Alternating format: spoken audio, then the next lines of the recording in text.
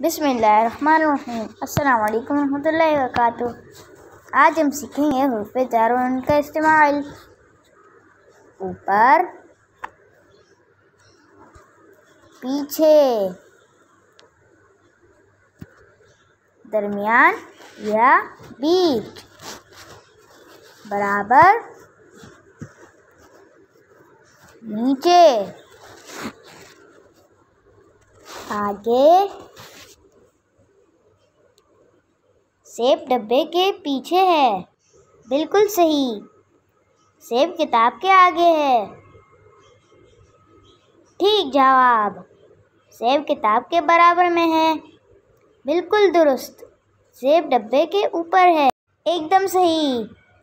सेब डब्बे के दरमियान में है। बिल्कुल दुरुस्त। सेब डब्बे के नीचे है। बहुत खूब। सेब डब्बे के सामने है। ठीक जवाब।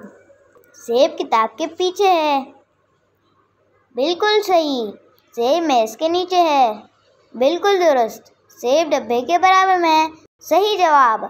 सेब मेज़ पर है। बिल्कुल सही। अब सुनते हैं आज की अच्छी बात। कोई भी बड़ा हो या छोटा, हमें उससे आप जनाब से बात करनी चाहिए। जज़ाकल्लाह।